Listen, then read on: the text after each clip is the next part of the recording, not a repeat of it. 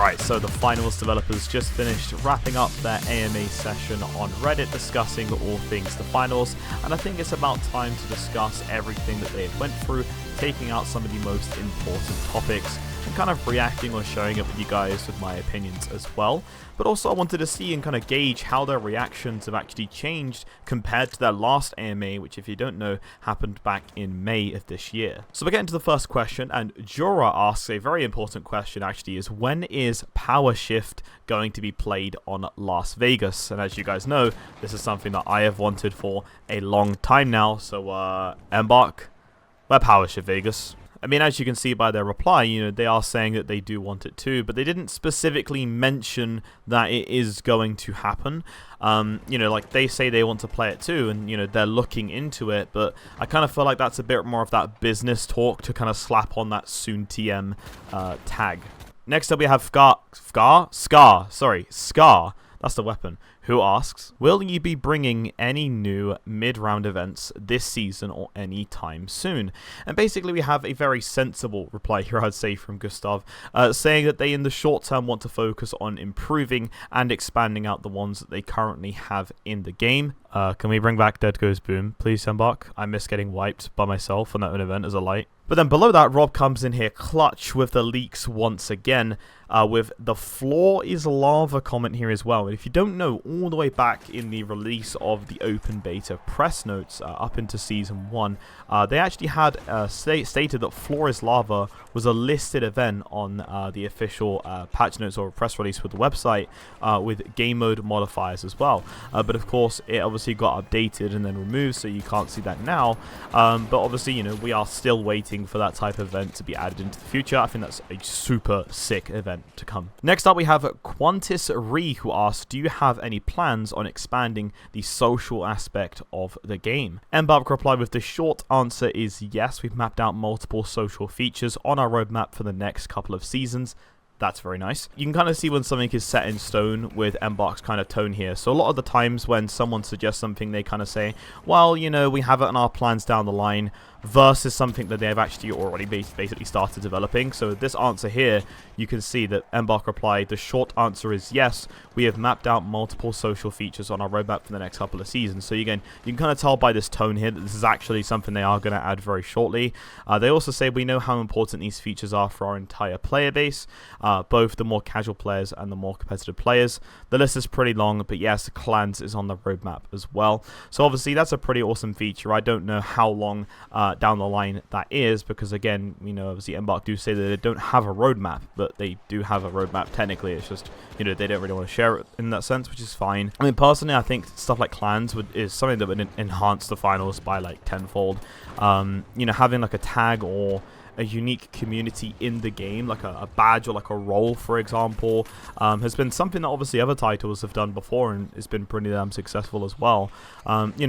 The thing is that the finals is also a long-term live service title as well, and that being a part of it could really benefit things like this, especially if there was even some integration with sponsors as well, for example, too. But I mean, even as someone suggested, I think in this Reddit thread as well, and in my comments, people were asking, a simple play again with this team would also be pretty sick as well to kind of add into the game, because, it just makes that journey of playing and finding good teammates a lot more smoother and more enjoyable. Another suggestion, which Nilo said here, was also the ability to spectate players' matches as well. I do actually think that that's a pretty damn good alternative to the tech of the game, because again, when I've been talking to you guys in my comments for things to improve in the finals, some people have told me before it would be pretty sick to actually be able to spectate, either the option of spectating players' point of views, or the ability to actually spectate from the crowd looking into the arena would be another sick alternative angle as well. So I think maybe Embark could expand out on that in the future. I don't know how expensive it is to add the ability for people to join and spectate a match. I don't know if it puts additional strain or expenses on the servers, because obviously the servers right now, because it's destruction and movement centered, are super expensive to be running per instance. However, overall though, it would kind of it would be pretty cool to be able to watch or learn how those players play, even if you limited it to say the top 500 or your friends as well. But maybe even things like that to be added into the future would be insane. Now, next up is actually a really interesting question here from Ruthal Sharksman, who says, what did early versions of the game look like before the game was released?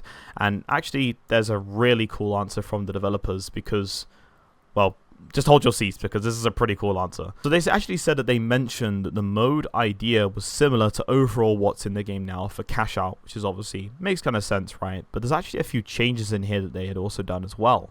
So the first change is that the vaults at the start of the game would actually appear invisible to contestants, meaning that you would actually have to go ahead and find the location of the vault first before then taking that vault to cash out into a cash out station. The next, and this is going to obviously freak out a lot of people here, is that they state that the biggest change is that the game mode was originally a no-life mode as well, which is even crazier to me because they say here that if your team was eliminated and all 3 members died, you were actually out of the entire tournament as well, which is actually like, it's pretty crazy. It's like some hardcore, you know, Escape from Tarkov kind of gameplay there as well, and that would have been actually wild to see in the game. They also said that the single life had led to obviously a lot of tournament format issues, which obviously makes sense. I mean, I don't know how that would work in terms of gameplay. Like, if you had wiped a team, they're fully out of the tournament, and then at some point there's just going to be like one team left, right? I mean, I don't know how that would work. It'd be kind of interesting to see how that played out originally in like their minds. But you know, like I said, one of the things that they say is that because of that type of thing in the game, the matches would often finish at very different times as well. So they said that in the end they decided to introduce respawn systems, and thank goodness they did, because the game is obviously significantly better with the way it is now. I do actually think that the hidden vaults would be pretty damn interesting to kind of see in this game. I mean, especially if they can change up the locations so that they're not as predictable, right? Because obviously right now you can predict a lot of the rough spawn locations for the vaults. But then you could even go as far as to like buffing gadgets like the recon grenade, for example. Like, let's say the grenade was in a line of sight of the vault, it'll make it easier to be able to detect where it is earlier on as well. So there's just some pretty cool stuff. But hey, for now, the finals is the finals, thankfully. Next up, Nightwolf asks if there is going to be a thematic in-game event for Halloween. And of course, you know, we already know the answer if you've been here on this channel for a little while. Obviously, Embark do not miss, especially when they do these types of seasonal contents as well. I think the last one we had was obviously the Easter Bunny event. That was a bit, you know, different. It was a bit weird, but still it was an event, right? And it was actually pretty cool what they did to Horizon, the map during that time as well. If you guys are having your first kind of season here for the finals, or if you're kind of new to the game, what they do is they actually modify certain arenas based on the season that's actually happening. So the Easter Bunny event, they had little bunnies running around on Horizon as well. For the Halloween event last year, they also had Monaco be like a kind of spooky theme, and then they also had Monaco being a snow theme and Christmas as well. So it was really cool, and actually I'm super excited for Christmas, not because of the presents and the food, because of the finals update on Christmas. It's damn fun. Anyway, Gustav is here to respond with, we will be using World Tour for seasonal events with various stages, having custom rules and events. Which is also what we previously predicted as well on the channel, as you guys know if you've been following my content for a while. So this is great for the more so casual experience to the finals. I also wanted to quickly add in a little quick kind of statement here, really from Embark in response to Lil Quack's question about what Embark's favorite season is, and this is just like a kind of really heartwarming statement that I just kind of had to quickly add in the video here as well. So basically, Embark say that they're obviously still early in the development of the game. They have so much more on the roadmap, but for Rob's favorite season, it's season 4 so far. It says, we are playing every day at Embark and we love it. So that's really sweet. It's also awesome to hear. And then he also says, I want to thank you all for the support during the first 3 seasons and looking forward to share many more updates and seasons with you. So again, it's just showing you the consensus of what's going on at the office at Embark HQ. And, you know, as you could say, the developers are actually loving their time right now, which is amazing to hear. So next up is actually a bit of a sort of a response to my criticism from the season 4 review video. If you want to check that out, feel free. Basically, where I mentioned a potential want for a casual mode with a real without a real focus on, you know, winning or losing, such as something towards a team deathmatch. So obviously thanks to Mayank Days 01 for asking the question.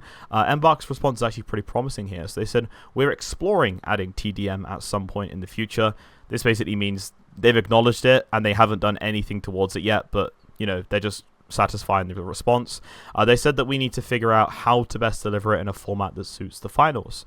That said, we think it's important to mention that TDM will never be a core mode of the finals, more as a warm-up mode or casual mode that offers some variety. This is actually very important as well, because as I said as well in the Season 4 review video, you know, people would use that as a casual mode or warm-up mode. We don't want that to be at the forefront of the finals. A little bit sort of how Bankit is kind of played right now in the finals, where, you know, it's not really promoted that much in terms of like the advertisements, etc. Bankit's obviously still a pretty damn core mode for the game, obviously, because it's a bit more unique. However, it's not advertised everywhere in terms of the gameplay. So I will say that it doesn't seem like there's currently any plans or even development going on for these types of modes or for any game mode right now. I think it's going to mainly be around modified game modes, which is basically where there is a game mode which is already standard in the game, and all Embark have to do is just change the server-side values for them so that it's going to be a little bit more different. It's not going to be anything unique, for example, like a Powershift, and I think that we might not see anything